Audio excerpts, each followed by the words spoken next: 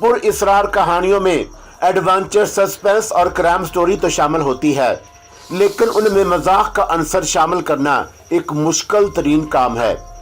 ज़ैर नज़र स्टोरी में ये अनोखी खूबी पैदा की गई है और फ़राईन मिस्र की लातादाद पुरअसरार कहानियों में उसके हैरत अंगेज दास्तान की शमूलियत एक मुनफरिद अमल है, और जहां उसमें लम्हा लम्हा सनसी है वहां बेख्तियार कहके भी शामिल हैं। एडवेंचर, सस्पेंस और तंदो मज़ा से भरपूर नावल M.A. राहत के कलम से ताबूत। बेहतरीन साखत की गन थी। मुझे तो उसके इस्तेमाल का भी नहीं आता था, और उसके थैले में भी काफ़ी ग़िज़ाई अशिया मौजूद थीं जिन्हें उसने खुद निकाल कर मेरे सामने रख दिया था। सब मशीन गन का एमुनेशन भी था, कोई पिस्तौल वगैरह नहीं था। मैंने अंदाज़ा लगा लिया कि उसकी हालत बेहतर होने में कई दिन लग जाएंगे। चुनाचा शिकार की भी अशद ज़रूरत थी, और यह हमारी खुशबख्ती थी कि उसी शाम मुझे शिकार भी मिल गया। दूसरे दिन मैंने फिर रेड बोन की बैंडेज तब्दील की और उसके ज़ख्मों को हैरत अंगेज तौर पर भरते हुए महसूस किया। फिर तीसरा दिन भी उसी तरह गुजर गया। चौथे दिन रेड बोन जीप से नीचे उतर आई और काफ़ी दूर तक पैदल चलती रही। इस दौरान हमारे दरमियान कोई खास गुफ्तगू नहीं हुई थी। रेड मून के अंदाज में अब पहले जैसी वहशत नजर नहीं आती थी, अलबत्ता वो अपने अतराफ से पूरी तरह चौकन्ना थी। बेशक वो अपने मिशन की तकमील कर रही थी, लेकिन इस दौरान मुझे अंदाज़ा हो गया था कि ये उसकी जंगली फितरत की वहशत खेजी है, और मैं उसकी शख्सियत से वाकिफ होने के बाद उसका ज़्यादा गहरी निगाहों से जायज़ा लेने लगा। फिर उसने मुझे इशारों की ज़ुबान में कहा कि अब हमें यहाँ से आगे बढ़ना चाहिए। मैंने उसका मतलब समझने के बाद कहा, तुम्हारा ज़ख्म और बेहतर हो जाए तो हम ज़्यादा आसानी से आगे का सफ़र तय कर सकते हैं। उसने गर्दन हिलाते हुए दोनों हाथ मेरे सामने कर दिए। मतलब ये था कि वह पूरी तरह सफ़र के लिए तैयार है। मैंने मुस्कुराते हुए उससे कहा कि बेहतर है एक आधा दिन और यहाँ गुजार लिया जाए, वैसे तुमसे कुछ बातें भी करना चाहता हूँ। उसने गालबन मेरी बात तस्लीम की थी। फिर वह सवालिया निगाहों से मुझे देखने लगी, और जब मैंने उसे सवालिया निगाहों से अपनी तरफ देखते हुए पाया तो आहिस्ता से पूछा, एक बात बताओ रेड बून, तो मेरी तरफ क्यों मतवज्जा हुई थी? ये सवाल तो कह डाला था मैंने, लेकिन मुझे इस पर खुद ही हंसी आ गई। ज़ाहिर है कि वह मुझे क्या जवाब दे सकती थी। मैंने उससे कहा कि अच्छा एक बात और, क्या तुम लिख कर गुफ्तगू नहीं कर सकती? उसने नफ़ी में गर्दन हिला दी। खैर ये बात मैं तस्लीम नहीं कर रहा, क्योंकि हैरत अंगेज़ बात यह है कि मेरी थियोडोर से मुलाकात हो चुकी है। रेड बून ने सपाट निगाहों से मुझे देखा, लेकिन मेरी दूर भी नज़रों से उसके चेहरे की बदलती हुई कैफियत को महसूस कर लिया था, और मैंने आहिस्ता से कहा, मैं तुम्हें तुम्हारी मर्ज़ी के खिलाफ कुछ कहने या करने पर मजबूर नहीं करूँगा। बस तुम्हारे बारे में बताना चाहता हूँ। उस दिन जब मैंने तुम्हें पहली बार एक रकासा की शक्ल में देखा था तो मेरे ज़हन में तुम्हारे लिए एक अजीब सा तस्वर पैदा हो गया था।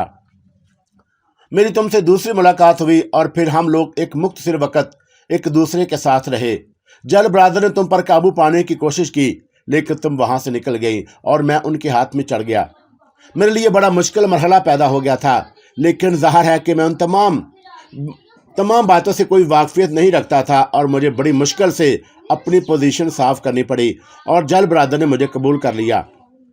मैं तुम्हारे सामने चंद हैरत अंगेज इंकशाफ कर रहा हूँ रेड बून, लेकिन एक बात जहन में रखना, मैं तुमसे झूठ नहीं बोल रहा और ना ही मुझे तमाम मामला से कोई दिलचस्पी है। जल ब्रादर के दरमियान मेरी हैसियत बेमकसद सी रह गई थी। उन्होंने मुझे पेशकश भी की कि अगर मैं चाहूँ तो वो मुझे सहराए आज़म से वापस भिजवाने का बंदोबस्त भी कर सकते हैं, और हकीकत ये है कि इस वक्त मैंने उनकी बात कबूल ना करके सख्त गलती की थी। मुझे किसी खजाने से कोई दिलचस्पी नहीं रेड बून, और ये सारी ज़िंदगी में लातादाद खजाने बिखरे पड़े हैं। मैं दुनिया का सबसे बड़ा खजाना हासिल कर लूँ तो ये बात अच्छी तरह जानता हूँ कि उससे मुझे कोई फ़ायदा नहीं होगा। खजाना किसी और की तहवील में चला जाएगा और मैं इसी तरह भटकता फिरूंगा। हाँ, ये मेरी तकदीर है। अगर तुम मेरी कहानी सुनो तो तुम्हें खुद हैरत हो, और अब मैं किसी और को अपनी कहानी सुनाना भी नहीं चाहता। बात जल ब्रादर की हो रही थी।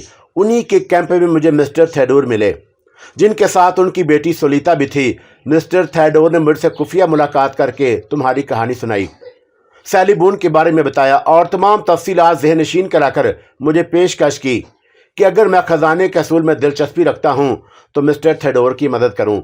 इसी दौरान जल ब्रादर ने मुझे पेशकश की कि मैं अगर खजाने के असूल में दिलचस्पी रखता हूं तो मिस्टर थैडोर की मदद करूं। इसी दौरान जल ब्रादर ने मुझे पेशकश की कि मैं अगर उनके लिए कोई काम करूं तो वो मुझे उस खजाने का बहुत बड़ा हिस्सा पेश करने के लिए तैयार हैं। मैं किसी से तावन नहीं करना चाहता था रेडबून, मेरी ख्वाहिश तो सिर्फ ये थी कि किसी तरह इस मुसीबत से छुटकारा मिल जाए और मैं सहराए आदम से वापस चला जाऊं। जल ब्रादर ने मुझे जो पेशकश की थी वो ये थी कि मैं उनके दरमियान से फरार हो जाऊं। दरअसल कुछ लोग उनके कब्जे में आए थे जो सहराए आज़म में भटक रहे थे और शिद्दत भूख से परेशान होकर जल ब्रादर पर हमला आवर हुए थे। उनमें बेशुमार मारे गए और चंद गिरफ्तार होने वालों ने बताया कि उन्होंने रेडबून को जल ब्रादर के आसपास भटकते हुए देखा है। बस जल ब्रादर ने यह फैसला किया कि तुम्हें मेरे जरिए गिरफ्तार कर लिया जाए या हलाक कर दिया जाए। रेडबून ने चौंक कर मेरी तरफ देखा और मैंने गर्दन हिलाते हुए कहा, हाँ, और मैंने उनसे यह वादा करके वहां से निकला था कि मैं रेडबून को उनकी गिरफ्त में दे दूंगा। तो डियर रेडबून, मेरे लिए फरार का एक ड्रामा रचाया गया और ये जीप तैयार करके मुझे दे दी गई। बस मैं सहराओं में निकल आया, लेकिन मेरा मकसद यही था कि मैं सहराए आज़म से निकल जाऊं। मुझे किसी खजाने से कोई दिलचस्पी नहीं है, ये मैं अब भी कह रहा हूँ, और तुम्हारी मदद भी इसी कदर करना चाहता हूँ कि ठीक होकर तुम अपनी मंजिल से जा लगो तो मुझे खुशी होगी। आतिश फशां की आतिश फशानी और जल्जले ने मुझे बदहवास कर दिया। बिल आखिर बचता बचाता यहाँ तक निकल आया और तुम इत्तेफाक से मेरे नज़दीक आ गई। रेडबून, मैं तुम्हारी मदद कर सकता हूँ। तुम्हें उस आधे नक्शे की तलाश है ना जो जल ब्रादर के पास है, और ये नक्शा बहरतौर अभी जल ब्रादर के पास ही महफूज है। लेकिन अगर तुम बनीटो के रास्ते के बारे में जानना चाहती हो तो मैं उस रास्ते के सिलसिले में तुम्हारी मदद कर सकता हूँ, क्योंकि मिस्टर थैडोर ने मुझे वह तमाम तफसीलात बता दी हैं। वहाँ तक का रास्ता उनके जहन में महफूज है, और अगर चाहो तो उन रास्तों की तफसीलात मुझसे मालूम कर सकती हो, और उसके जवाब में तुम्हें सिर्फ इस कदर मदद करना होगी कि मुझे अफ्रीका से बाहर निकलने का रास्ता बता दो। बोलो, क्या तुम तैयार हो? रेडबून के चेहरे पर अज़तराब की लहरें नुमायां हो रही थी और वह अजीब सी निगाहों से मुझे देखती रही। फिर अपनी जगह से खिसकी, आगे बढ़ी और मेरा बाजू पकड़ा और अपना सर मेरे कंधे से लगा दिया। यह अजीब सा इज़हार था जिसका मफहूम मैं समझ नहीं पाया। रेडबून को कुछ मिनट तक इसी तरह मेरे कंधे से लगी रही और फिर उसने ज़ोर ज़ोर से मेरा हाल झंझोड़ते हुए गर्दन हिलाई और मैं उसकी कैफियत समझने की कोशिश करने लगा। उसकी ये कैफियत समझकर मेरी अपनी कैफियत अजीब हो गई थी। वो मुझे अपने साथ रोकना चाहती थी और मैंने उससे ये सवाल भी कर लिया, क्या चाहती हो कि मैं तुम्हारे साथ रहूं? उसने ज़ोर ज़ोर से गर्दन हिलाई थी। उस वक़्त वो एक मासूम अल्लड़ सी लड़की लग रही थी। यकीन नहीं आता था कि सहरे आज़म में तन्हा भटकने वाली रूह की मानद ये लड़की इतनी मासूम हो सकती है। उसकी आंखों में अल्तजा थी। देखो रेडबून, मुझे किसी खजाने की ज़रूरत नहीं। मैं तुम्हें यकीन दिला रहा हूं कि मुझे इन तमाम चीज़ों से कोई दिलचस्पी नहीं है। मैं तो दुनिया का कोई पुरसकून गोशा अपने लिए चाहता हूं जहां मैं अपनी ज़िंदगी के सुकून से बसर कर सकूं। खजाने मुझे रास नहीं आते बून, और मुझे खजाने चाहिए भी नहीं। अगर तुम इस तरह मेरे साथ चाहती हो तो चलो, सहराए आज़म से बाहर चलते हैं। मैं वादा करता हूं कि अगर तुमने पसंद किया तो मैं बकिया ज़िंदगी तुम्हारे साथ बसर कर लूँगा। उसने मेरे कंधे से चेहरा हटाकर मुझे देखा और दोबारा मुड़ से टिक गई, और उसकी आंखें और अंदाज कह रहे थे कि वह इस बात पर बज़िद है कि इस मरहले पर मैं उसका साथ दूं। मेरे लिए कश्मकश के लम्हात पैदा हो गए थे। समझ में नहीं आ रहा था कि क्या करूं। वैसे भी सहराए आज़म से निकलना एक महूम सा तस्वर था। यकीन से कहा जा सकता था कि यह मरहला कैसे तय होगा। उसकी मल्तजी आंखें नम हो गईं और मैंने बेबसी से गर्दन हिलाते हुए कहा, तुम वो काम करने के लिए कह रही हो मुझसे जो मेरा ज़हन किसी तौर पर कबूल नहीं कर रहा। ताहम इस मजबूरी को भी नज़रअंदाज नहीं किया कर सकता कि मुझे सहराए आदम से बाहर जाने के आसान रास्ते मालूम नहीं। तुम अगर यही चाहती हो तो ठीक है। वो एकदम खुश हो गई और इस खुशी का इजहार भी उसने गम के इजहार ही की मानद किया। बहरतौर मैंने एक बार फिर खुद को हालात के धारे पर छोड़ दिया, कर भी कह सकता था। रेडबून को मेरे फैसले का अंदाज़ा हो गया था और वो बहुत खुश थी। हमने मज़ीद एक दिन वहीं गुजारा और उसके अंदाज में अपनायत पैदा हो गई थी, और जब भी मुझसे कुछ फासले पर होती अजीब सी निगाहों से मुझे देखती रहती। उस दिन सुबह रेडबून ने खुद ही यहाँ से आगे बढ़ने की तैयारियां शुरू कर दी। बिखरा हुआ सामान समेटा गया। घोड़े की लगामें उसने जीप के अकबी हिस्से से बांध दी। मैं उसकी ये तैयारियां देख रहा था।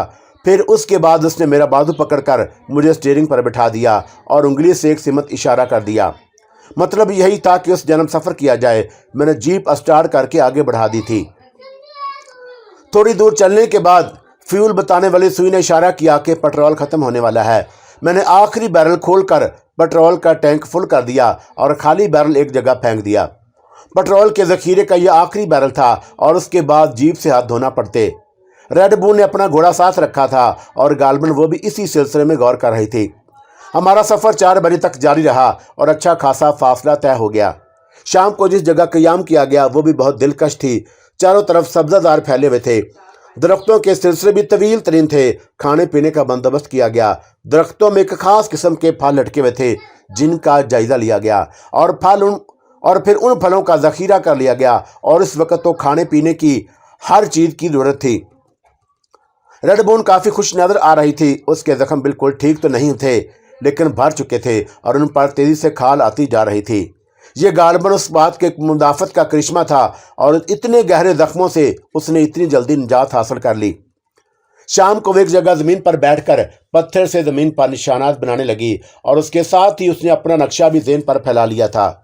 अब उससे मुझ से किसी किस्म का इज्तनाब नहीं था और उसके मुताबिक मुझे रास्ते समझाती रही और मैंने भी अतराफ़ में देखते हुए उसका एतराफ़ किया कि रेड बुल सही रास्तों पर सफ़र कर रही है। मिस्टर थैडूर ने जो नक्शा मुझे ज़हन नशीन करा था उसके निशानात भी मिल रहे थे। जंगलों का ये सिलसिला अबूर करने के बाद हमें एक वसीओ अरीज़ मैदान से गुजरना था जिसका अख्ताम पहाड़ी सिलसिले पर होता था। उसके बाद ये पहाड़ी सिलसिला अबूर करके हमें दूसरी जानब जाना था। रेड बुल निचले दांतों से दबाकर कुछ सोचने लगी और फिर उसने इशारों में कुछ कहना चाहा जो कोशिश के बावजूद मैं समझ ना सका। उसने मुझे जीप को हाथ लगाकर बताया कि इन पहाड़ियों पर सफ़र मुमकिन नहीं होगा और वो इतनी चढ़ाई नहीं चढ़ सकेगी और मैंने अब उसकी बात समझ ली थी। मैंने दोनों शाने हिलाते हुए कहा कि मैं उसके लिए क्या कर सकता हूँ। चारों तरफ देखने लगी और उसके बाद उसने कुछ सोचकर घोड़े की तरफ कदम बढ़ा दिए और मैं समझ नहीं पाया था कि वो क्या करना चाहती है। लेकिन दूसरे लम्हे वो घोड़े पर बैठकर हवा हो गई थी और एक लम्हे के लिए मेरा दिल धक से रह गया। ये क्या हुआ और उसने मुझे तनहा छोड़ दिया था। लेकिन ये उम्मीद नहीं थी उससे। जिस तरह वो मुतासर हुई थी और जिस तरह अब तक उसने मेरे साथ तावन किया था उसके बाद इस बात के अमकानात नहीं थे कि वो इस तरह मुझे छोड़कर यहाँ से फरार हो जाएगी। लेकिन देखते ही देखते वो मेरी निगाहों से उजल हो गई। फिर वो उस वक़्त वापस आई जब खूब अंधेरा फैल गया मगर मेरा आधे से ज़्यादा खून खुश्क हो गया था और उसके चेहरे पर थकन के आसार थे। वो घोड़े से उतरकर जीप में आ लेटी और काफ़ी देर तक उससे मुझसे बात नहीं की थी। रात को तकरीबन 8:30 या 9 बजे हमने हल्का फुल्का खाना खाया। रेड बुल ने वहाँ जगह बनाई और दराज हो गई। मैं कुछ फासले पर एक पत्थर से टेक लगाकर बैठ गया था। फिर नींद आने लगी और मैं एक मुनासिब जगह देखकर दराज हो गया। माहौल पर खनकी सी छा गई थी। ये खनकी ना खुशगवार नहीं थी। फिर न जाने किस वक्त नींद आ गई। आँख खुली तो गालबन किसी एहसास के तहत और ये एहसास इंसानी शक्ल इख्तियार कर गया। वो रेड बुल ही थी जो बहुत पहले एक रात की मानत जब सहरा आज़म में उससे पहली मुलाकात हुई थी मेरे नज़दीक मौजूद थी। उसकी आंखें रात की तारीकी में भी चमक रही थी। उनकी आंखों में कहानी बसी हुई थी। उस कहानी में ज़िंदगी का हुस्न ही हुस्न बिखरा हुआ था। तहद्दे निगाह गुनगुनाती हुई वादियाँ फैली हुई थी और मैंने रेड बुल के साथ उन वादियों की जानब कदम बढ़ा दिए थे। जब आखिरी मंजिल से गुजर गया तो एहसास हुआ कि मैं कहाँ से कहाँ तक पहुँच गया हूँ और इस एहसास के बाद रेड बुल की मोहब्बत ज़िंदगी बन गई। उसे मेरे वजूद में वो मकाम हासिल हो गया जो शायद पहली बार मुझे काक टिल पराने वाली लड़की को भी नहीं हुआ था। और मैंने शिकस्त खुर्दा निगाहों से रेड बुल की तरफ देखा। उसकी आंखों में फतहमंदी के आसार थे। तब मैंने आहिस्ता से कहा, शरीर लड़की, तू ना जाने क्या है। मेरे अल्फाज समझकर उसने मुस्कुराकर मेरे बाजों में गर्दन छुपा ली और फिर सहराए आज़म इतना बुरा ना रहा। धूप की शिद्दत, रात की सर्दी, उड़ते हुए बगोले, उड़ती हुई खाक, फैली हुई दलदलें, खौफनाक रास्ते अब इतने गैर दिलकश नहीं रहे थे और मुझे अब ये जल्दी नहीं रही थी कि मैं सहराए आज़म से बाहर निकल जाऊं। हयात के लिए चांदी किरदार तो ज़रूरी होते हैं जिनमें औरत सर फहरिस्त है। इंसान किसी आला दर्जे के शहरी मकाम पर ज़िंदगी बसर करे या किसी वीराने में, ज़िंदगी की ज़रूरियात तो यकसा ही होती हैं और उसे जहाँ भी ये ज़रूरियात मुयस्सर आ जाएं वहीं उसका मस्कन बन जाता है। हम सफ़र कर रहे थे लेकिन दुनिया की बाकी ज़रूरियात से बेनियाज होकर। रेड बुल भी शायद अपना मकसद भूल गई। बस वह मेरी ज़ात में गुम थी और मैं उसमें पोशीदा था। नक्शों के मुताबिक हमारी सिमतें वही थी लेकिन अब हमें अपनी मंजिल तक पहुंचने की जल्दी नहीं थी। मैं भी ये फैसला तय कर चुका था कि अब फौरी तौर पर महज़ब दुनिया तलाश की जाए। रेड बून की ख्वाहिश अब मेरी ख्वाहिश थी। जंगलों का सिलसिला अबूर कर लिया गया और उसके बाद हम उस वसी और अरीज मैदान में सफ़र करने लगे जिसकी इंतहाई सरों पर पहाड़ियाँ ही पहाड़ियाँ नजर आ रही थीं। रास्ते में चौंका कोई रुकावट नहीं थी, इसलिए मैदान के सिरे से दूसरे सिरे तक देखा जा सकता था, लेकिन दूसरा सिरा आसमान में प्यूसत मालूम हो रहा था क्योंकि उसका फासला इतना ही था। ताहम नाहमवार मैदान में जीप दौड़ाई जाती रही और वह आहिस्तगी से आगे बढ़ने लगी। बस जिंदगी की तमाम दिलकशी और दिलचस्पियां हमें हासिल थी और ऐसे लम्हात में तवील से तवील फासले मुख्तसर हो जाते हैं और हमें अंदाज़ा भी न हो सका कि उन पहाड़ियों के दामन में पहुंच गए। रेड बून ने नक्शा निकालकर मेरे सामने कर दिया और इस पहाड़ी सिलसिले पर उंगली रख दी जो हमारे सामने मौजूद था। नक्शे में यह पहाड़ियाँ पीच दर पीच दिखाई गई थी और उनकी बहुत चोटियाँ अक्क में बिखरी हुई थी। गालबन यह पहाड़ी से ऊपर जाने के बाद ही मालूम होगा और इन दूर से नजर आने वाली चोटियों का मकसद क्या है, लेकिन एक बात का अंदाज़ा मैंने भी बखूबी लगा लिया, वो ये कि जीप के जरिए इन पहाड़ियों का अबूर करना नामुमकिन था। हाँ, अगर घोड़े होते तो हमें बड़ी आसानी हो जाती, लेकिन घोड़ा सिर्फ एक था और उसका हल रेड बून ने तलाश कर लिया। जीप से तो यहाँ आने के बाद छुटकारा हासिल हो चुका था और अब पेट्रोल भी ज़्यादा वक्त हमारा साथ नहीं दे सकता था। मैंने किसी ख्याल के तहत पहाड़ियों में ऐसा कटाव दरियाफ्त कर लिया जिसमें एक छज्जे की तरह झुकी हुई थी और जीप को उस कटाव में दाखिल कर दिया ताकि अगर वापसी में इसकी ज़रूरत पेश आ जाए तो यहाँ से इसे हासिल किया जा सके। अग्निशन की चाबी भी मैंने एक पत्थर की आड़ में छुपा दी। रेड बून ने जीप का वह तमाम सामान जो हमें ज़रूरत का हामिल था कुछ अपने थैले में पैक किया और बाकी एक और थैले में भर लिया। ज़्यादातर ये खाने पीने की चीज़ें थी। फिलहाल उसने ये दोनों थैले घोड़े पर बार किए थे और ऐसा करना इसलिए कर लिया था जो अजाफी हैसियत रखता था, जिसकी ज़रूरत कहीं भी पेश आ सकती थी। और फिर जो घोड़े की लगाम पकड़कर पहाड़ियों की जानब सफ़र शुरू कर दिया और रात ढले काफ़ी बुलंदी तक गए, लेकिन अभी तमाम बुलंदियां तय नहीं की गई थी। रात को यह सफ़र मुलतवी करना पड़ा और खुले आसमान के नीचे एक ऐसी जगह मुंतखब कर ली गई जहां हम क़याम कर सकते थे। घोड़े को भी एक जगह महफूज कर लिया गया और बाकी रात धुंधली चांदनी में उन्हीं रवायात के साथ गुजार दी जो रेड बून से बेतकल्फ़ी होने के बाद हमारी आदत बन चुकी थी। दूसरी सुबह ज़रूरियात ज़िंदगी से फरागत हासिल करने के बाद दोबारा सफ़र शुरू कर दिया गया। कुछ इलाके ऐसे भी मिले जहां घोड़े तक के लिए चलना मुश्किल था, लेकिन बहरतौर किसी न किसी तरह उन्हें अबूर कर लिया गया और इस सिलसिले में मुझसे ज़्यादा रेड बून की महारत काबिल ज़िक्र थी। मैं अगर तनहा होता तो शायद बाज़ मकामात पर हिम्मत हार बैठता, लेकिन रेड बून अब पूरी तरह परफेक्ट हो गई थी और उसके अंदाज में कहीं भी झिझक नज़र नहीं आती थी। मुश्किल से मुश्किल मरहले वह मुस्कुराते हुए तय कर लेती और उसकी मैयत में दर हकीकत मुझे भी कुछ नए तजर्बात से रोशनास होना पड़ा था। मैं तो अपनी पिछली शख्सियत को बिल्कुल भूल गया था। अब दोबारा रेड बून के साथ ज़िंदगी की जानब आ रहा था। यहाँ तक कि उस शाम जब सूरज गुरूब होने लगा तो हम ये पहाड़ी सिलसिला अबूर कर चुके थे और ऊपर पहुँचने के बाद हमें अंदाज़ा हुआ कि नक्शे में दिखाई देने वाली चोटियाँ क्या हैसियत रखती हैं और यह पहाड़ी सिलसिला बहुत चौड़ाई पर मुश्तमिल था। कहीं कहीं छोटे खिलाड़ नज़र आ जाते, वरना यह सिलसिला भी एक तवील मैदान की तरह पहाड़ों के ऊपर चला गया था। अलबत्ता यहाँ जगह जगह चोटियाँ और चट्टानें उभरी हुई थीं। यह अजीबोगरीब मंजर हमारे लिए बेहद दिलकशी का हामिल था। पहाड़ी सिलसिले तो बहुत देखे थे, मगर इस तरह का सिलसिला पहली बार निगाहों के सामने आया था।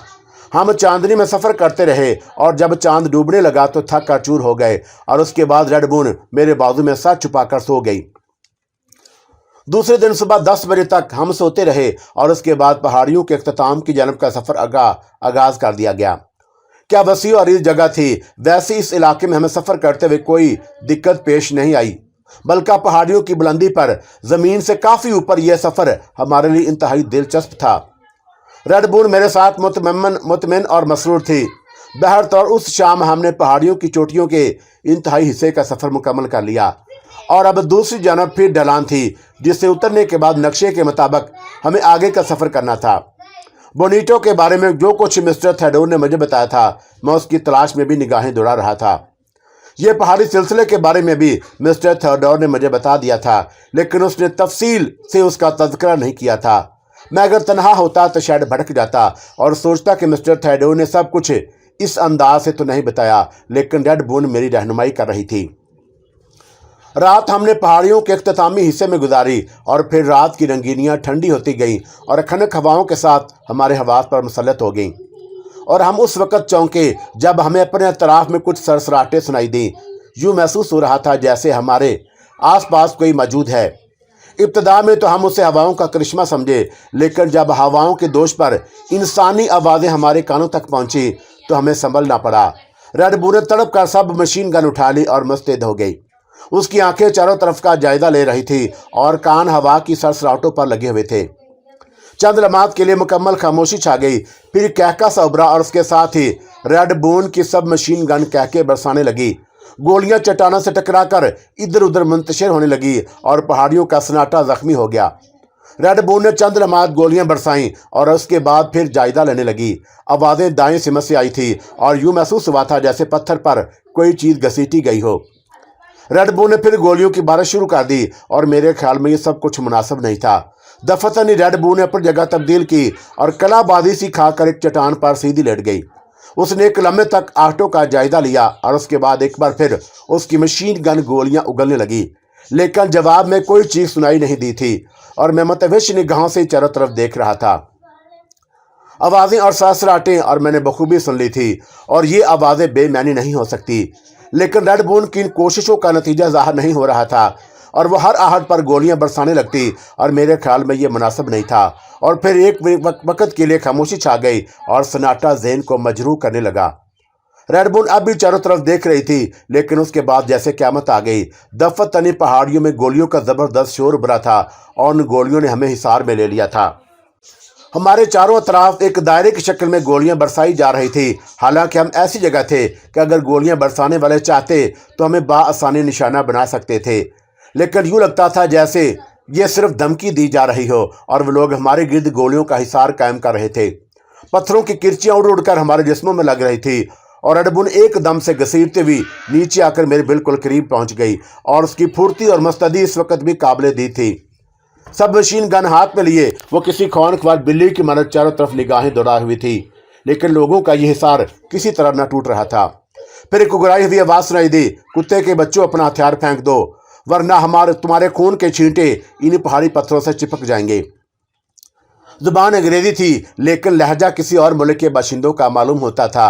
रेड बून ने सिमत गोलियां बरसाईं जिधर से ये आवाज़ आई थी, लेकिन नतीजा सिफर ही रहा।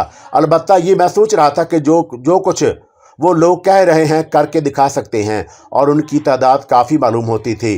फिर दफतन सब मशीन गन का एमुनेशन ख़त्म हो गया और अब उसके लिए ज़रूरी था कि उसे दोबारा लोड किया जाए। और रेड बून ने थैले की तरफ छलांग लगाई तो मैंने उसे रोक दिया और वह अजीब सी निगाहों से मुझे देखने लगी थी।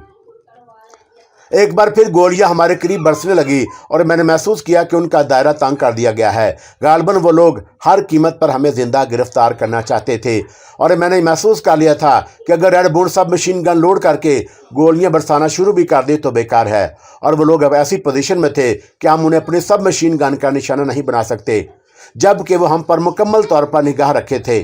और मैंने आहिस्ता से रेड बून से कहा, मेरा ख्याल है गोलियां बरसाना बेकार है। अगर वो अपने इरादे पर तुल गए तो हम जिंदा नहीं बचेंगे। रेड बून। और रेड बून के बारे में मुझे ये अंदाज़ा हो गया था कि वह बोलती नहीं है लेकिन समझती सब कुछ है। और उसने एक लम्हा मेरी तरफ देखा और फिर सब मशीन गन एक तरफ फेंक दी। गोया उसने मेरे जुमलों की हकीकत को तस्लीम कर लिया था या मेरी वजह से ऐसा किया गया था, वरना मैंने देखा था कि रेड बून किसी भी हालत में शिकस्त तस्लीम करने वालों में से नहीं है। एक और ख्याल भी मेरे जहन में से गुजरा और जिस तरह वह दलदल कबूर करके निकल गई थी, इसी तरह इस वक्त भी अगर चाहती तो अपने लिए कोई ना कोई रास्ता तलाश कर लेती। लेकिन शायद मेरी मोहब्बत थी जिसकी वजह से उसने अकेले यहाँ से फरार मुनासिब नहीं समझा था। सब मशीन गन फेंक दी गई और चंद लम्हात के लिए मुकम्मल खामोशी छा गई। फिर हमने चट्टान की एक चोटी के अकब से एक इंसान जिस्म को बरामद होते देखा और उसके हाथ में खास किस्म की राइफल दबी हुई थी। उस जैसे इंसान हमारी चारों तरफ नजर आए और सब के सब पहाड़ों की चोटियों के अकब से उभर रहे थे और उनकी तादाद इस वक्त भी 16-17 से कम नहीं थी। सब के सब मसला थे और तारों की छांव में हमने हेलों के तो बखूबी देख सकते थे। और मैंने एक गहरी सांस लेकर रेड बून से कहा, रेड बून, इस वक्त किसी किस्म की मुदाखलत मुनासिब नहीं। वो लोग अगर हमें हलाक करना चाहते तो ये काम उनके लिए मुश्किल ना था। वो हमारी गिरफ्तारी चाहते हैं और मेरे ख्याल में उनसे मुकाबला बेमकसद होगा। हम किसी दूसरे मरहले पर उनसे निपटने का फैसला कर लेंगे। रेड बून खामोश रही। हम आहिस्ता आहिस्ता आगे बढ़ने लगे और करीब पहुंचे तो हमने उनके हुलियों पर हैरत से देखा। ایک لمحے کے لیے ذہن میں یہ گمان گزرا تھا کہ ہو سکتا ہے یہ جل برادر کے آدمی ہو، لیکن اب کہ ان کے حلیوں کو دیکھ کر اس اندازے کی ترویج ضروری تھی۔ ان کے لباس چیتلوں کی شکل میں ان کے جسموں پر جھول رہے تھے اور چہرے نمودار نہیں تھے، لیکن یہ احساس ہوتا تھا کہ وہ کم از کم افریقہ کے وحشی لوگ نہیں ہیں۔ ان کے جسموں پر جو لباس تھے وہ جدید ساخت ہی کے تھے، اور یہ دوسری بات ہے کہ اب وہ تار تار ہو رہے تھے، لیکن ان کے بدن قوی ہیکل تھے اور ان کے آگے بڑھنے کا انداز بڑا جارحانہ تھا۔ چند لمحات کے بعد انہوں نے ہمارے گرد ایک دائرہ بنا لیا، اور پھر چند لوگ بالکل خاموش کھڑے رہے، اور پھر دفتر ان کے حلق سے عجیب سی وحشیانہ آوازیں نکلیں اور وہ ہم پر ٹوٹ پڑے۔ انہوں نے ہمارے ہاتھ پشت پر کس دیے اور اس کے بعد ہمارے لباس کی تلاشی لینے لگے۔ جو کچھ بھی انہیں ہمارے پاس سے دستیاب ہو سکا تھا وہ انہوں نے اسے اپنی تحویل میں لے لیا۔ میں نے اور ریڈ بی نے ان سے کوئی طرز نہیں کیا تھا، اور اس کا فیصلہ ہم لوگ کر چکے تھے۔ بہرطور اس کے بعد انہوں نے ہمیں ڈھلانوں کی سمت دھکیلنا شروع کر دیا۔ رات کی تاریکی میں ان ڈھلانوں کو عبور کرنا انتہائی مشکل کام تھا، لیکن انہوں نے ہمارے بازو پکڑ لیے اور ہمیں گھسیٹتے ہوئے نیچے لے جا رہے تھے۔ شاید وہ اس اترائی سے خوب واقف تھے۔ بہرطور یہ کام آسان بھی نہیں تھا، اور اس میں کافی وقت صرف ہوا۔ چونکہ ہم دونوں نے پوری طرح ان سے تعاون کیا تھا، اس لیے ہمارے ساتھ کوئی سختی نہیں ہوئی تھی۔ بالآخر ہم نیچے پہاڑ کے دامن میں دوسری جانب پہنچ گئے، اور پھر وہ لوگ ہمیں آگے دھکیلنے لگے۔ ہم دونوں آگے بڑھتے رہے۔ یہ سفر بھی کافی طویل تھا۔ اس کے بعد تاروں کی چھاؤں میں ہمیں کچھ عجیب سے حولے نظر آئے۔ یوں لگتا تھا جیسے زمین پر بہت سے کوہان ابھر آئے ہوں۔ ہمارا رخ انہی حیولوں کی جانب تھا۔ وہاں پہنچے تو عجیب و غریب قسم کی بوسیدہ چھولداریاں دیکھی، جن کا پورے شہر سا آباد تھا۔ ان کا احاطہ بے حد وسیع تھا، اور ہمیں ایک جگہ ایک درخت کے تنے سے باندھ کر بٹھا دیا گیا۔ عجیب قسم کے رسے سے جو غالباً کسی قسم کی چھاڑ سے بنائے گئے تھے ہمارے جسموں کے گرد لپیٹ دیے گئے، اور اتنے کس کر لپیٹے گئے تھے کہ ہم جنبش بھی نہیں کر سکتے تھے۔ 2 آدمی ہم پر تعینات ہو گئے اور باقی چھولداریوں کے اندر چلے گئے۔ اس کے بعد کسی نے ہم سے کوئی گفتگو نہیں کی تھی۔ میں نے ریڈ بون کی طرف دیکھا۔ وہ نچلا ہونٹ دانتوں میں دبائے کسی گہری سوچ میں تھی۔ تب میں نے آہستہ سے کہا، اس صورتحال سے خوف زدہ ہونے کی ضرورت نہیں ریڈ بون۔ پتہ نہیں یہ کم بخت کون لوگ ہیں۔ تعلق مذہب دنیا سے ہی ہے، لیکن یہاں صحرائے آدم میں آ کر وحشی بن گئے ہیں۔ ریڈ بون نے میری آنکھوں میں آنکھیں ڈال کر دیکھا، پھر آہستہ سے مسکرا دی۔ اس نے یہ تاثر دینے کی کوشش کی تھی کہ وہ ان واقعات سے خوف زدہ نہیں ہے۔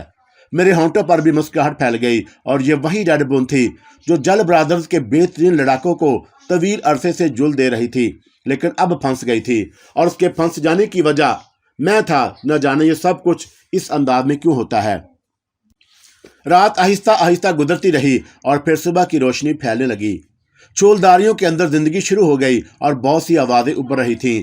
ان میں نسوانی آوازیں بھی تھیں اور کچھ عجیب سی چیخیں اور کراہیں بھی۔ ہماری سمجھ میں کچھ نہیں آ سکا، اور دن کی روشنی میں میں نے ان وحشیوں کو دیکھا۔ ان کے لباس در حقیقت مہم جو کیسے تھے، لیکن ان کا بوسیدہ ہونا نہ ہونا برابر ہی تھا۔ ایک شخص کے شانوں پر میں نے کمبل پڑا ہوا دیکھا، بالکل نیا اور شاندار کمبل تھا۔ وہ اس نے اپنے گرد لپیٹے ہوئے تھا۔ دوسرے کچھ لوگ بھی کپڑوں کے کچھ ٹکڑے لیے ہوئے نظر آئے۔ بس عجیب و غریب سی کیفیت تھی ان کی۔ تقریباً سبھی کے چہروں پر مونچھیں اور داڑیاں تھیں جو بے ترتیبی سے پھیلی ہوئی تھیں۔ بال بھی ضرورت سے زیادہ بڑے تھے۔ غالباً وہ صحرائے آدم میں طویل عرصے سے زندگی گزار رہے تھے اور ان چیزوں کے راستگی سے محروم ہو چکے تھے۔ غالباً ان کے پاس اس کا بندوبست ہی نہ ہوگا۔ قد و کھار سے کوئی صحیح اندازہ نہیں ہو پا رہا تھا کہ کون سے علاقے کے باشندے ہیں۔ ایک عجیب سی زبان بول رہے تھے جو میری سمجھ میں نہیں آئی، لیکن اتنا اندازہ مجھے ضرور ہو گیا تھا کہ یہ افریقی زبان نہیں۔ پھر سورج نکل آیا اور 2 آدمیوں نے ہمیں درخت سے کھولا اور پھر دھکا دیتے ہوئے بوسیدہ چھولداریوں کے درمیانی حصے میں لے گئے، اور یہاں کا منظر دیکھ کر ہماری آنکھیں شدت حیرت سے پھیل گئیں۔ احاطے کے گوشے میں بہت سے لوگ قطار بنائے بیٹھے تھے، اور انہیں دیکھ کر مجھے چکر آ گئے، کیونکہ یہ جل برادرز اور ان کے گروہ کے افراد تھے اور سب کی حالت خراب تھی۔ میں چند لمحات کے لیے بالکل ساکت رہ گیا۔ ہمیں بھی دھکا دے کر وہیں بٹھا دیا گیا، اور اس کے بعد ہمارے درمیان خوراک تقسیم کی جانے لگی۔ عجیب و غریب خوراک تھی، کسی درخت کے پھل اور ایک عجیب سا سیال جو گرم تھا۔ ظاہر ہے کہ یہ کھانے پینے کی چیزیں نہیں تھی۔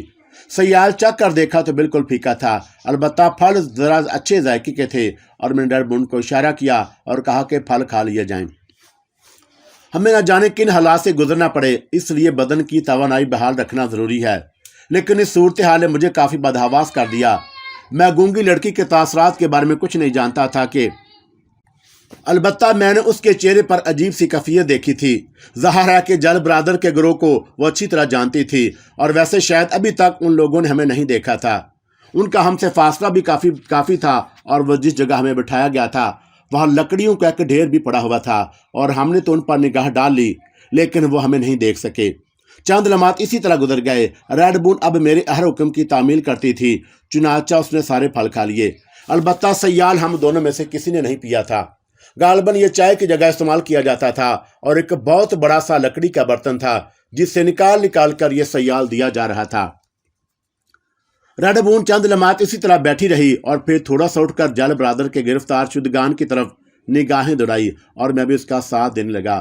پھر وہ بیٹھ گئی، اور میں نے آہستہ سے کہا، ان لوگوں کی گرفتاری باعث حیرت ہے، ویسے ان کا ساز و سامان بھی غالباً انہی لوگوں کے قبضے میں آ چکا ہے۔ ریڈ بون ایک بار پھر کھڑی ہو کر ادھر ادھر نگاہیں دوڑانے لگی، اور ہمارا اندازہ غلط نہیں تھا۔ چھول داریوں کے مغربی حصے میں جل برادرز کی جیپیں اور ٹرک کھڑے نظر آ رہے تھے، اور سب پر ان وحشیوں کا قبضہ تھا، اور غالباً یہ سارے ٹرک وغیرہ خالی کر دیے گئے تھے۔ بہرطور بڑی الجھی ہوئی صورتحال تھی۔ میں نہیں سمجھ سکتا تھا کہ اب اس صورتحال سے ہمیں چھٹکارا کیسے حاصل ہوگا۔ ویسے یہ اندازہ میں نے لگا لیا تھا کہ ان وحشیوں کی تعداد بہت زیادہ ہے، سارے کے سارے جنگلی سانڈ کی مانند ہیں، اور ان کی ہیبت دیکھ کر دل ہی دل پر وحشت طاری ہوتی تھی۔ انتہائی تندرست و توانا اور طاقتور جسموں کے مالک تھے۔ تھوڑی دیر کے بعد ہم نے ایک شخص کو اپنے سامنے سے گزرتے دیکھا۔ وہ ایک انتہائی خوبصورت کپڑے کا ریشمی سوٹ پہنے ہوئے تھا، اور اوپری بدن پر پھٹا لباس تھا۔ سر اور داڑھی کے بال اسی انداز میں بکھرے ہوئے تھے جیسے دوسرے لوگوں کے نظر آتے تھے۔ چہرہ بے حد چوڑا چکلا اور خونخوار تھا۔ دوسرے لوگ اس کے سامنے مؤدب نظر آ رہے تھے، اور ہم سے چند گز کے فاصلے پر رکا ہمیں دیکھتا رہا، اور اس کی آنکھوں میں ایک عجیب سی شیطانی چمک تھی۔ پھر وہ وہاں سے آگے بڑھ گیا، اور غالباً ہمیں اس نے کسی قابل نہیں سمجھا تھا، اور میرے لیے یہ ریشمی سکرٹ حیرت انگیز تھا۔ لیکن چند لمحات کے بعد مجھے اندازہ ہو گیا کہ یہ جل برادر کے لوٹے ہوئے سامان میں سے نکالا گیا ہے، اور اس شخص نے سکرٹ کو اپنے استعمال میں لے لیا۔ میرا خیال تھا کہ یہ لوگ افریقہ کے آدم خور وحشیوں سے زیادہ وحشت خیز ہیں۔ اب پتہ نہیں کہ ہمارا کیا حشر ہوگا۔ ویسے میں جل برادر کے بارے میں سوچ رہا تھا کہ اگر میں یہاں سے اٹھ کر ان کے قریب جانے کی کوشش کروں تو کیا ان لوگوں کے لیے قابل قبول ہوگا، یا مجھے اس کی سزا دی جائے گی۔ میری اپنی حیثیت کم ہمت نہیں تھی کہ کسی قسم کا خطرہ مول لیتا۔ پہلے جائزہ لے لیا جائے کہ ہمارے سلسلے میں ان لوگوں کا رویہ کیا رہتا ہے۔ اگر کچھ نرمی ہوئی تو بعد میں دیکھا جائے گا۔ وقت گزرتا رہا، اور دوپہر کو بھی پھر ہمیں کھانا پیش کیا گیا، اور یہ کھانا ابلے ہوئے جوار کے دانے اور انہی پھلوں پر مشتمل تھا۔ غالباً آس پاس کسی جگہ ان پھلوں کی کافی مقدار موجود ہوگی، چنانچہ یہی کھانے میں استعمال کیے جا رہے تھے۔ ابلے ہوئے جوار کے دانے تو بالکل ہی نہ چکھے گئے، لیکن اس وقت بھی ہم نے پھل کھا کر گزارا کر لیا۔ ریڈ بون اب بہت سنجیدہ نظر آ رہی تھی، لیکن اس سنجیدگی میں تشویش کا کوئی عنصر نہیں تھا۔ بلا شبہ وہ انتہائی مضبوط اعصاب کی مالک تھی۔ میں نے اپنی زندگی میں اتنی مضبوط لڑکیاں بہت کم دیکھی تھی، ویسے میرے دل میں بھی اس کے لیے کافی انسیت پیدا ہو گئی تھی۔ وقت گزرتا رہا، اور میں یہ جائزہ لینے کی کوشش کر رہا تھا کہ جل برادر کے گرفتار ساتھیوں کو یہاں کس حد تک مراعات حاصل ہے، اور یہ وحشی لوگ ان کے ساتھ کیا سلوک کر رہے ہیں۔ مگر کوئی ایسی صورتحال نظر نہیں آئی جو خوف زدہ کرنے والی ہوتی۔ بس وہ قیدی تھے اور چل پھر رہے تھے۔ مسئلہ افراد ان کی نگرانی ضرور کر رہے تھے، لیکن ان کی کسی بات میں دخل انداز نہیں تھے، اور میں ان کا جائزہ لیتا رہا۔ شام کو تقریباً 6 بجے فضا میں تاریکیاں اتر رہی تھیں، اور جب میں ہمت کر کے اپنی جگہ سے اٹھا اور میں ریڈ بون سے کہا، تم اطمینان سے یہاں بیٹھو، میں تھوڑی دیر کے بعد واپس آ جاؤں گا۔ خوف زدہ تو نہیں ہو؟ اس نے مسکراتے ہوئے آنکھیں بند کر کے گردن ہلا دی، اور میں آہستہ سے قدموں سے چلتا ہوا آگے بڑھ گیا۔ تھوڑی دیر کے بعد میں ان کے درمیان تھا، اور ان میں سے کچھ نے مجھے پہچانا، اور ان کے منہ سے عجیب سی آوازیں نکل گئیں۔ ایک جنم سے میں نے جل برادر میں سے ایک کی آواز سنی، اوہ مائی گاڈ، تم بھی گرفتار ہو گئے۔ میں نے پلٹ کر دیکھا، دونوں بھائیوں میں سے ایک وہاں بیٹھا ہوا تھا، مگر بہت بری حالت میں تھا، اور اس کے بدن پر قمیض اور پتلون تھی۔ حالانکہ لباس کے معاملے میں ان لوگوں کو جنون کی حد تک نفاست پسند دیکھ چکا تھا، لیکن اس وقت ان کی حالت بہت خراب تھی۔ بہت سی نگاہیں میری جانب اٹھ گئیں۔ کافی فاصلے پر میں نے مسٹر تھیڈور اور سلیتا کو بھی دیکھا۔ برفانی بوڑھا اور دور ہی سے اپنی ہیبت کی وجہ سے پہچانا جا سکتا تھا۔ غالباً میرے بارے میں دور دور تک اطلاع پہنچ گئی۔ मैं जल ब्रदर के पास ही बैठ गया और उसी वक्त तेज तेज कदमों से चलता हुआ उसका दूसरा भाई भी मेरे नजदीक पहुंच गया। ओह मंसूर, तुम इन लोगों के दरमियान कैसे आ फंसे? कब आप फंसे और अचानक ही नजर आए हो तुम? हाँ, मैं भी उसी मुसीबत का शिकार हो गया हूँ जनाब। मैं इन्हीं पहाड़ियों में क़याम पजीर था कि रात को वो हम पर हमला आवर हुए। ओह माई गॉड! और क्या तुमने मशीन गन से मुकाबला किया था? हाँ, रात को मशीन गन की आवाज़ सुनी गई थी, जबकि उनमें से किसी के पास मशीन गन नहीं है। ये मशीन गन रेड बून के पास थी। रेड बून? तो क्या रेड बून भी? हाँ, वो भी उनके कब्जे में है। कहाँ है? किस जगह है? लकड़ियों के ढेर के उस जानब। ओहो, ये तो बहुत बुरा हुआ। क्या रेड बून खुद को काबू में रखेगी? वो आतशी औरत है और कहीं वो हम सब के लिए भी मौत का बायस न बन जाए। नहीं, मैं उसे कंट्रोल में रखूंगा। तुम और जल ब्रादर में से एक ने मुझे देखते हुए कहा, हाँ, मगर तुम गायब कहाँ हो गए थे? तुमने एक बार भी हमसे राब्ता कायम करने की कोशिश नहीं की। हम तो ये समझ रहे थे कि तुमने शायद बदअहदी की है। अब ये आप लोगों की समझ है, मैं क्या कह सकता हूँ। क्या आप उस खौफनाक आतिशफशानी से बचे जिसका शिकार मैं हो गया था? हम लोग खुशकिस्मती से उस इलाके में थे जहाँ जल्जले और आतिशफशानी के असरात नहीं हुए, मगर तुम? हाँ, मैं आन उसी जगह था जहाँ आतिशफशानी ने तबाहकारियाँ फैलाई थी, मगर हमारी ज़िंदगी बच गई। यही ताज्जुब की बात है। ट्रांसमीटर वगैरह सब उसी जल्जले की नज़र हो गया था और उसके बाद में आप लोगों से किस तरह राब्ता कायम करता। ओह सॉरी डियर, हमने इस अंदाज में भी सोचा था, लेकिन तुम जानते हो कि इंसानी जहन शैतानी ख्यालात की अमाजगाह होते हैं। बहरहाल देख लो, हम भी इस अजाब का शिकार हो गए। मैं इस अजाब की नौइयत जानना चाहता हूँ। ये जल ब्रादर में से एक ने दांत पीसते हुए कहा। इनकी हालत बहुत खस्ता नजर आ रही थी और उसके बाद देर तक खामोशी तारी रही और फिर दूसरे भाई ने कहा, ये पुर्तगाली बशिंदे हैं, कम वक्त यहाँ क्या कर रहे हैं इसका कोई अंदाजा नहीं हुआ। वैसे गालबन ये बहरी कज़ाक हैं। इनकी खौन खवार कैफियत यही बताती है। हो सकता है कि किसी तबादला शुदा जहाज से उतरकर अफ्रीका के इन इलाकों में आप फंसे हों और उनके लीडर का नाम गुलेरा है। गुलेरा इंतहाई वैशी आदमी है। गालबन तुमने स्कर्ट में मलबूस किसी शख्स को देखा होगा, वही गुलेरा है इन सब का सरदार। हाँ, मैं उसे देख चुका हूँ, मैंने गर्दन हिलाते हुए कहा। वो मरदूद बेहद शातिर और खौन खवार है। ज़रा सी गड़बड़ खतरनाक हो सकती है। हम तुमसे दोबारा मिलेंगे। उस वक्त तक रेड बून को काबू में रखना। तफसीली बातें बाद में होंगी। मैंने गर्दन हिला दी और फिर खामोशी से रेड के बून के पास वापस आ गया। वो मुझसे बेनियाज उसी तरह लकड़ियों के ढेर के पास खामोश और लातलक सी बैठी हुई थी और उसके अंदाजे से मैंने कोई ख़ास बात नहीं की। बेचारे बेकन के साथ जो कुछ हुआ था वो मेरे लिए भी दुख का बायस था। सुनीता अब न जाने किस हाल में थी। बहरहाल ये तमाम वाक़यात वक़्त का नतीजा थे। मैं नहीं कह सकता था कि आइंदा ऊँट किस करवट बैठे। रेड बून से तो इस सिलसिले में कोई गुफ्तगू बेमकसद ही थी। ज़ाहिर है कि इस सिलसिले में वो मुझे कैसे मुतमिन कर सकती थी। वक्त गुजरता रहा और बहुत से मामलात मेरे ज़हन में उलझे हुए थे। दूसरे दिन सूरत हाल पुरसकून नजर आई। खाना तकसीम हुआ और हमारी वही कैफियत रही। ज़ाहिर है कि खाने में ही था ही क्या जो खाया जाता, वही फल जहर मार कर लिए। लेकिन इस सूरत हाल से कुछ और अंदाजे भी कायम हुए थे। मसलन ये कि गुलेरा के आदमी इन लोगों को कब तक कैद रखेंगे। कोई ना कोई फैसला तो करना पड़ेगा उन्हें। वैसे गुलेरा का हदूद अरबा अभी तक मालूम नहीं हो सका था। उस वाक़े के बाद जो सनसनी फैली थी वो आहिस्ता आहिस्ता ज़ाइल हो रही थी और जल ब्रादर के आदमियों में नकलो हरकत पाई जाती थी। थोड़ी देर के बाद एक शख्स मेरे करीब पहुंच गया और उसने आहिस्ता से कहा, वो तुम्हारे मुंतज़िर हैं। आ रहा हूं। और मैंने जवाब दिया।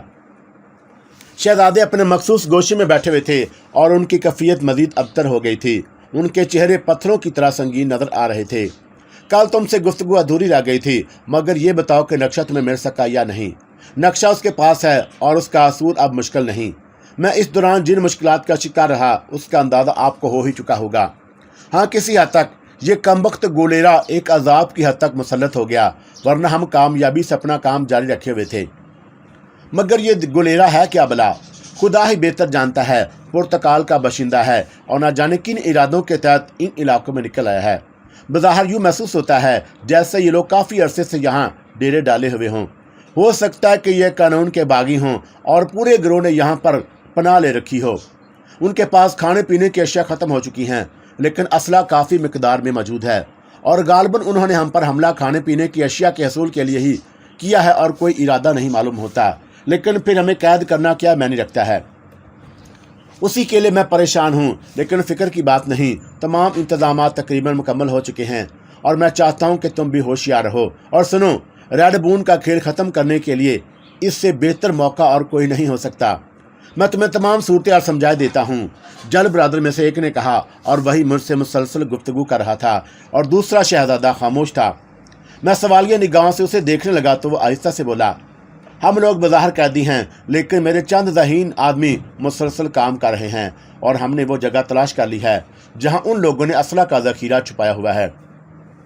और शायद आज की रात, या अगर आज मुमकिन ना हो सका तो कल यकीनन असले के उस ज़ख़ीरे पर कब्जा कर लिया जाएगा और उसके बाद हम उन पर मौत बरसा देंगे। उनके पास घोड़े वगैरह काफ़ी तादाद में मौजूद हैं, लेकिन हमें उनसे फैसला कौन जंग करना होगी।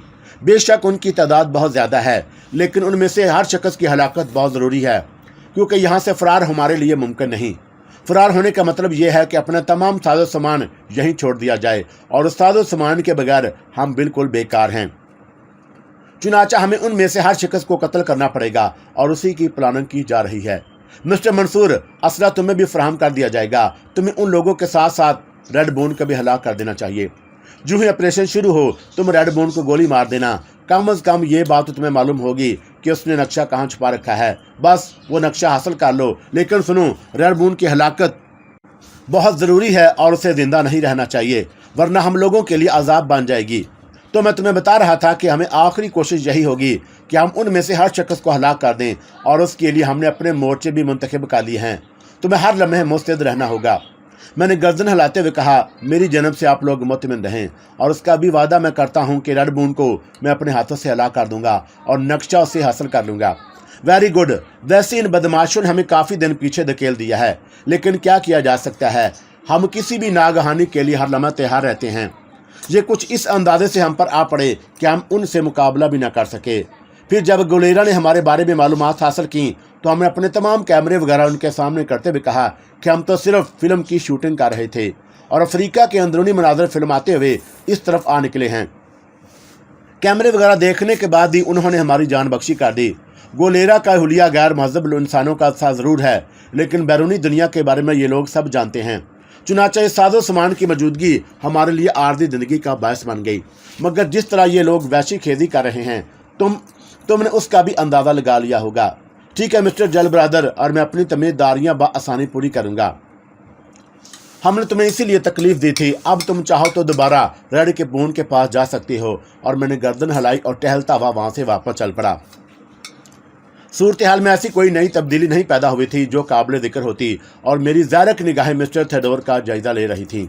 अभी तक उनसे कोई मुलाकात नहीं हुई थी।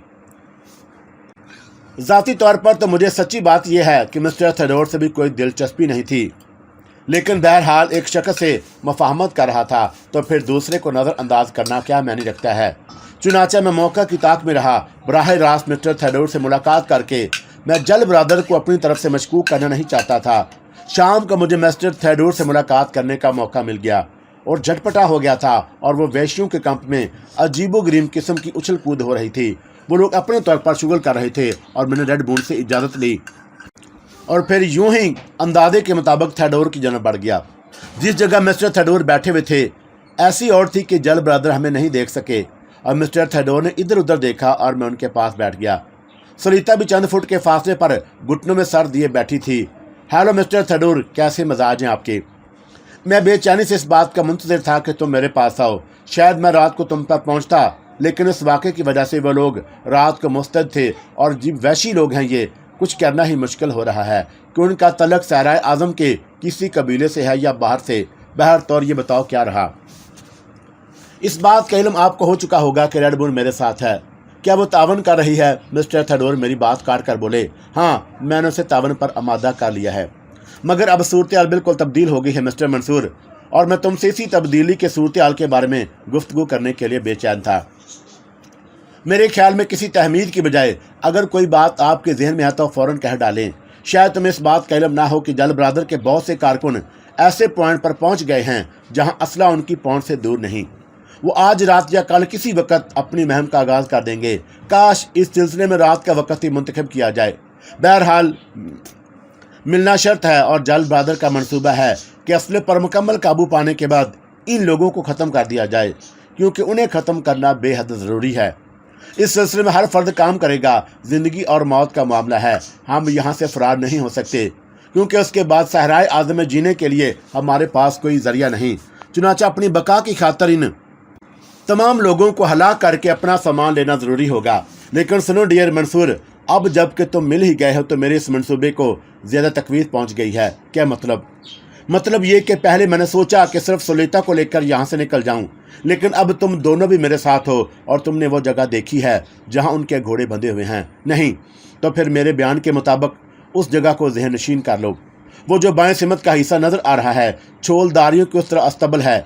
जिस वक्त यहाँ ऑपरेशन होगा तुम्हें रेड मून के साथ सीधे उस अस्तबल की तरफ जाना है। हो सकता है तुम्हें असला भी दे दिया जाए और वहाँ मैं तुम्हारा इंतज़ार करूँगा, या अगर तुम 6 बजे से पहले पहुँच जाओ तो तुम मेरा इंतज़ार करना। बज़ाहिर हम उन लोगों को घोड़ों तक पहुँचने से रोकने का काम संभालेंगे ताकि कोई फरार न हो सके, लेकिन हकीकत ये होगी कि हम चारों यहाँ से फरार हो जाएंगे बेशक, और हम कोई और सामान साथ नहीं ले सकते। लेकिन फ़िलहाल इससे बेहतर और कोई खुश नसीबी नहीं होगी। पहली बार जल ब्रादर अफरा तफरी का शिकार हो रहे हैं और मैं से पूरा फ़ायदा हासिल करना चाहता हूँ।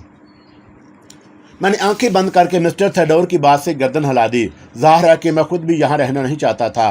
बहरतौर मिस्टर थेडोर अगर साथ लग गए तो फिर बाद की बातें बाद में देखी जाएंगी। मैंने मिस्टर थेडोर से वादा किया कि मैं उनकी मर्जी के मुताबिक अमल करूँगा। मिस्टर थेडोर मुतमिन होकर बोले, बस मैं तुमसे इसलिए मुलाकात का बेचैनी से मुंतज़िर था, अब तुम जाओ। फिर मैं आहिस्ता आहिस्ता चलता हुआ वापस रेड बून के पास पहुँच गया। किसी को हमारे ऊपर शुबा नहीं हुआ था। रेड बून बिल्कुल पुरसकून थी और मैंने आहिस्तगी से उसे अपना सारा प्रोग्राम समझा दिया और रेड बून ने मुस्तैदी से गर्दन हिला दी। मैंने मिस्टर थेडोर के बारे में भी उसे बता दिया था और उसने इस बात पर किसी रद्द अमल का इज़हार नहीं किया। बड़ी सनसी खेज कफियत थी।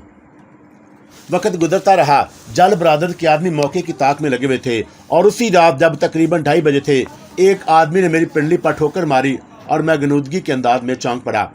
दूसरे में मेरे हाथ में एक शानदार राइफल कारतूस की पेटी पहुंच गई और ऐसी एक राइफल और कारतूस की पेटी रेड बून को भी दे दी गई और मैं बुरी तरह उछल पड़ा।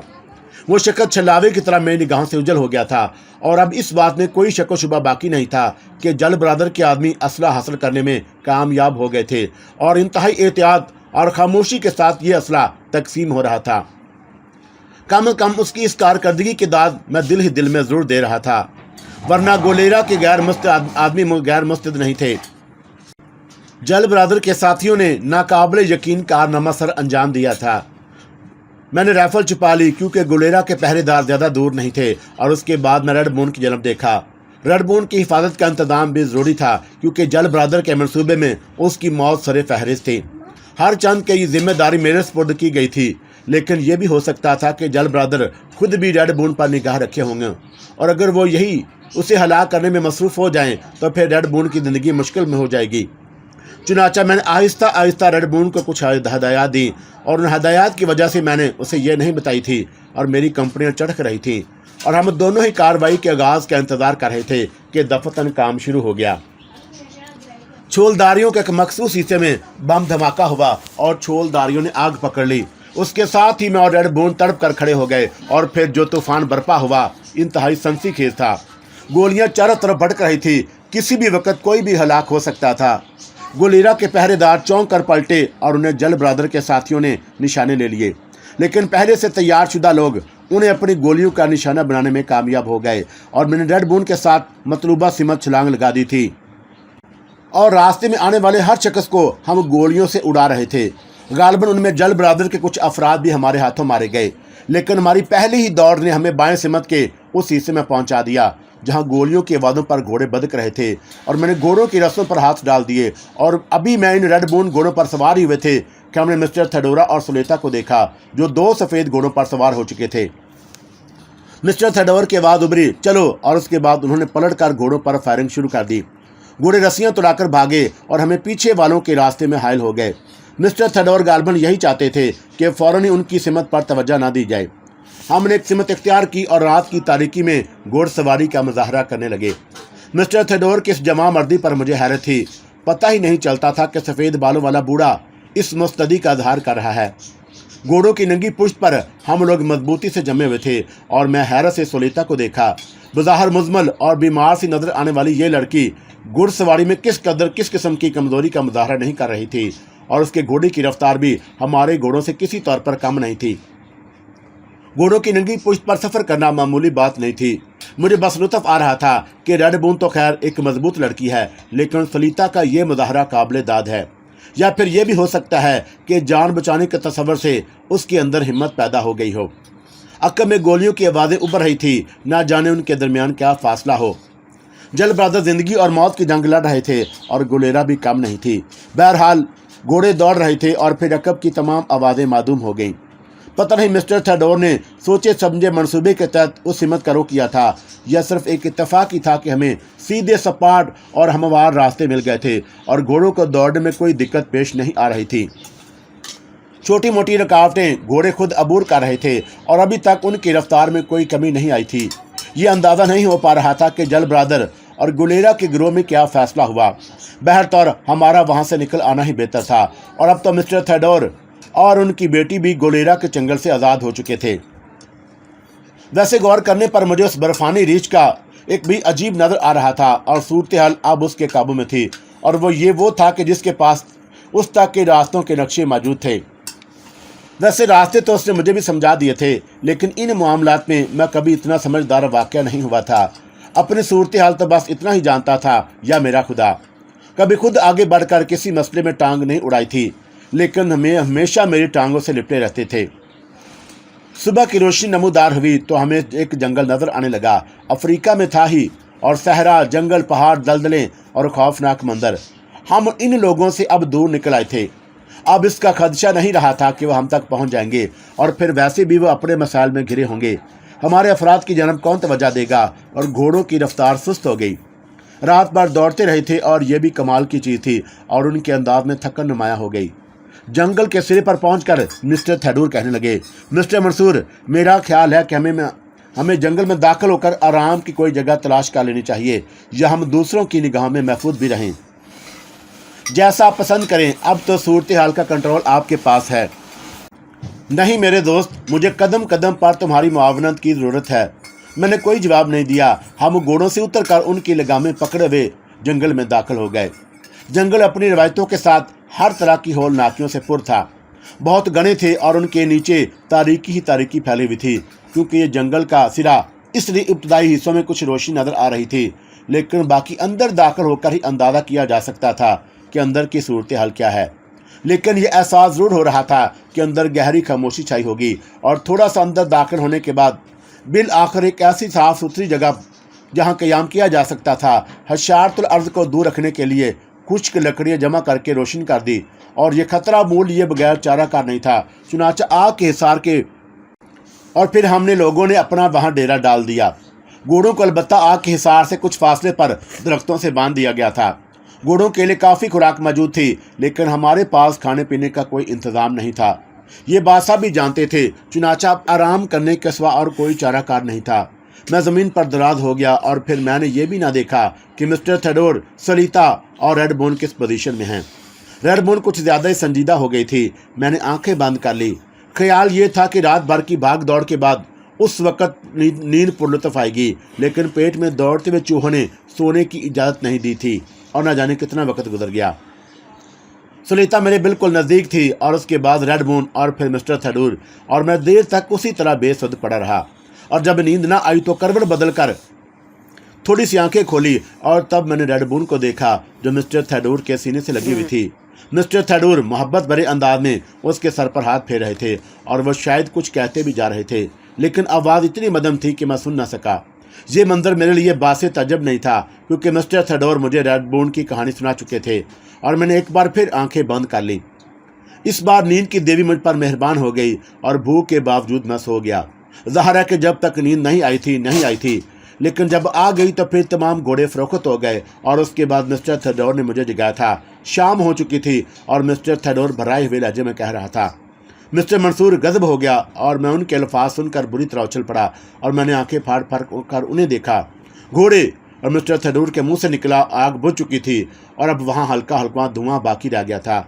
मैंने घोड़े की लफ्ज़ पर अपने घोड़े की तरफ देखा, लेकिन घोड़े मुझे वहाँ नज़र नहीं आए। तब मैंने सहमे हुए लहजे में कहा, क्या हुआ घोड़ों को? किसी जहरीले जानवर का शिकार हो गए। 3 घोड़े मुर्दा हैं और एक रस्सा तुड़ाकर फरार हो गया। मेरे रोंगटे खड़े हो गए थे। जहरीला जानवर क्या हो सकता है और इसका अंदाजा क्या किया जा सकता था। लेकिन जब मिस्टर थेडोर ने जाकर मुर्दा घोड़ों को देखा तो जान ही निकल गई और उनके बदन से जर्द पानी बह रहा था और जिसमें जगह जगह सुराख हो गए थे। ये हौलनाक मंजर बेहोश कर देने वाला था। बमुश्किल तमाम जहन पर काबू पा सका था। अव्वल तो भूख ने हालत खराब कर दी थी, फिर घोड़ों की हलाकत, लेकिन उसके बावजूद जिंदा रहने के लिए आगे बढ़ना था। अब सूरत हाल कुछ भी हो, क्या किया जा सकता है। अलबत्ता वापस आने के बाद मैंने थेडोर से पूछा, क्या इस जंगल में दाखिल होने के बाद हम अपनी मंजिल की जानिब भी बढ़ रहे हैं? रास्ता भटक तो नहीं गए? हमें इसी जंगल से गुजरना था। हमारा रास्ता बिल्कुल दुरुस्त है और मैंने अच्छी तरह गौर करने के बाद उसी तरफ का रुख किया था। मिस्टर थेडोर मुझसे बातें करते रहे और हमने तय किया था कि आज रात और यहीं गुजारेंगे ताकि जंगल में आगे बढ़ने के लिए चाहे कुछ बंद हो जाएं। लेकिन खुराक का बंदोबस्त करना ज़रूरी था और उस काम के लिए हम चारों ही आगे बढ़ गए थे। छोटे छोटे परिंदे हाथ लग सके जिन्हें बेमुश्किल तमाम शिकार किया और उसके बाद थेडोर बहुत भूख की आग बुझ गई और एक बार फिर हमने खुश्क लकड़ियाँ जमा करके आग रोशन की और रात फिर वहीं गुजार दी गई ताकि दूसरे दिन सूरज की रोशनी में आगे बढ़े। और फिर जब मशरिक़ की उफ़क़ पर सुबह काज़ब का धुंधल का सुबह सादिक में तब्दील होने लगा तो हम आगे का सफ़र शुरू कर दिया। हम घनी झाड़ियों और सर जोड़े खड़े दरख्तों के नीचे रास्ता बनाते हुए आगे बढ़ने लगे। जंगल की ज़िंदगी आहिस्ता आहिस्ता बेदार हो रही थी और थोड़ी दूर चलने के बाद हमने महसूस किया कि दरख्तों पर उछल कूद हो रही है और हमने आगे बढ़ते रहे और उस उछल कूद पर हमने तवज्जो नहीं दी। हमारा अंदाज़ा गलत नहीं था। जंगल जू आगे बढ़ते जा रहे थे, अंधेरा फैलता जा रहा था और बंदरों की आवाज़ें सुनाई दे रही थीं। थोड़े से फासले पर चलने के बाद मिस्टर थेडोर ने कहा, अगर मुझे अंदाजे में कोई गलती नहीं हुई तो ये जंगल ज़्यादा तवील साबित नहीं होगा। अलबत्ता इसमें ख़तरनाक दरिंदे मौजूद हैं और इसके इख्तिताम पर हमें हरागा कबाइल से बाला पड़ेगा। ये कबाइली भी खतरनाक हैं, लूट मार कर लेते हैं। उनसे बचकर हमें आगे बढ़ना होगा। मैं नहीं चाहता कि उनसे हमारा मुकाबला हो। जंगल की दाएं सिमत का सफ़र इख्तियार करो और रास्ता काटते रहो। हरागा कबाइल हमें सीधी में मिलेंगे और बस उसके बाद दरिया बोनीटो तक पहुंच जाएंगे और यही हमारी मंजिल है। हम बड़ी एहतियात से आगे बढ़ रहे थे और हमारी चौकन्ना निगाहें चारों तरफ गर्दिश कर रही थी कि दफतन रेड बू ने अपनी राइफल उठाकर दोनों हाथ सीधे कर दिए और हम सब रुक गए और हमारी नज़रें रेड बून का ताक़ुब करने लगीं। फिर दफतन सामने की झाड़ियाँ हिली और मैंने सरासीमा निगाह से एक शेर की सूरत देखी। वो झाड़ी में दुबका हुआ था। मिस्टर थेडोर ने चंद लम्हात उसका जायजा लिया और उसके बाद बोले, वो आराम कर रहा है, उसे छेड़े बगैर यहाँ से गुजर जाए तो बेहतर है और अगर वो बिगड़ गया तो सूरत हाल काफ़ी परेशान कुन हो जाएगी। हम दबे पांव वहाँ से आगे बढ़ने लगे और हैबतनाक खामोशी छाई हुई थी और हम लोग अपने दिल की धड़कनें अपने कानों में महसूस कर रहे थे। एक एक कदम फूंक फूंक कर उठाया जा रहा था। शोर मचाने वाले बंदर रफू चक्कर हो गए थे। शेर ने वाकई कोई तर्ज नहीं किया और हम उससे काफ़ी दूर निकल आए। बहरतौर ये फासला भी मुश्किल तय हो रहा था और फिर उस वक़्त न जाने सफ़र करते हुए कितनी देर गुजर गई थी जब हम एक ऐसे इलाके में पहुँचे जहाँ जंगल पीछे से भी ज़्यादा घना था। दरख्त एक दूसरे में प्योसित हो रहे थे और उनकी शाखें आपस में इतनी जुड़ी हुई थी कि दिन की रोशनी कतई नीचे नहीं पहुँच पा रही थी। हर लम्हा एक नए खौफ का हामिल था और हमें हवा की सरसराहट भी अपनी असल कैफियत से कई गुना ज़्यादा महसूस हो रही थी। फिर रफ्ता रफ्ता फिजा में तब्दीली रूनुमा होने लगी। हम जंगल के उस इंतहाई दुश्वार गुजार हिस्से से बखैर आफियत निकल आए थे।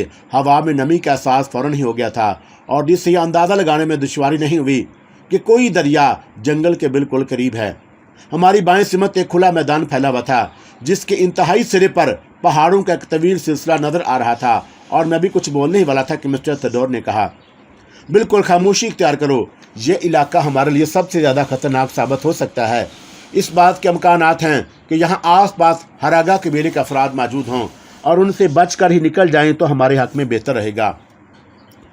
मैंने एक बार फिर दम साध लिया और हम सब दाहिनी सिमत हटते चले गए। जंगल अब पीछे रह गया था और हमारे पैरों के नीचे संगलाख चट्टानें थीं। हम उन चट्टानों की आड़ लेकर सफ़र कर रहे थे। एक जगह रुककर मिस्टर थेडोर ने एक सिमत इशारा किया और मैं उधर देखने लगा। बहुत फासले पर किसी कदर गहराई में झोंपड़ियों का एक शहर नज़र आ रहा था। ये यकीनन हराबा कबीला था और हमारी खुशकिस्मती थी कि हराबा कबीले के लोगों ने हमें नहीं देखा, वरना मुसीबत ही आ जाती। हम सफ़र तय करते रहे और उसके बाद मैंने उस दरिया को देख लिया जो हमारे सामने था। दरिया की रफ्तार काफ़ी तेज़ मालूम होती थी और हम उसके किनारे किनारे आगे बढ़ते रहे और फिर एक जगह कई कश्तियाँ रस्सी से बंधी हुई नजर आईं। मिस्टर थेडोर ने बताया कि यह हरागा कबीले वालों की कश्तियाँ हैं जिनमें बैठकर वो खुराक की तलाश में निकल जाते हैं और मछलियाँ पकड़ कर लाते हैं। हमें इन्हीं में से कश्ती पर सफ़र करना होगा। मैंने मुतहिराना अंदाज में मिस्टर थेडोर को देखते हुए कहा, लेकिन मिस्टर थेडोर, दरियाऊ बहाव तो इसी सिमत है जिधर उनके झोंपड़े नजर आ रहे हैं। क्या हम दरिया में देख नहीं लिया जाएगा? ये खतरा मोल लेना पड़ेगा क्योंकि उसके बगैर कोई चाराकार नहीं और हमें इन्हीं कश्तियों के जरिए अपने आगे का सफ़र तय करना है। मैंने आहिस्ता से गर्दन हिलाई। चंद लम्हात के बाद हमने एक बड़ी सी कश्ती रस्सियों से खोली और फिर बड़ी एहतियात से उनमें सवार हो गए। दूसरी कुछ कश्तियों से भी चप्पू ले लिए गए थे ताकि सफ़र की रफ्तार तेज़ की जा सके। कश्ती दरिया के धारे पर बरक रफ्तारी से आगे बढ़ने लगी और मिस्टर थेडोर ने हम तीनों को मुस्तैद कर दिया ताकि अगर हरागा कबीले के करीब से गुजरते हुए हमारे खिलाफ कोई जद्दोजहद की जाए तो हम उन लोगों से अपना बचाव कर सकें, और उसके लिए हमें ज़्यादा इंतज़ार करना ही नहीं पड़ा। कश्ती अच्छी खासी रफ्तार से आगे बढ़ रही थी। फिर दफतनी किनारे पर इंसानों के टिड्डी दिल नजर आए। गालबन हमें देख लिया गया था और वो हाथों में नेज़े लिए हमारे करीब आने का इंतज़ार कर रहे थे। उनकी तादाद देखकर हवास गुम होने लगे। अगर ये सब हम पर नेज़ा फेंक मारें तो ज़ाहिर है कि हमारा हश्र क्या होगा। जब हम तीनों उन पर गोलियां बरसाएं तब भी इतने सारे लोगों का कुछ नहीं बिगाड़ सकते। मौत एक बार फिर सामने आ खड़ी हुई थी और कश्ती आहिस्ता आहिस्ता उनकी जान बढ़ रही थी। उन लोगों की तादाद देखकर दिल पर खौफ और दहशत तारी हो रही थी और फिर हम उनके बिल्कुल करीब पहुंच गए और वही हुआ जिसका खदशा था। उन्होंने हम पर नेज़ों की बारिश शुरू कर दी। बेशुमार नेज़े कश्ती के ऊपर गिरे और बेशुमार हमारे सरों पर से गुजर गए। शुक्र है कि कोई नेज़ा कारगर नहीं हुआ और उसकी वजह यह थी कि हम कश्ती में झुके हुए थे, राइफल संभाले बैठे थे।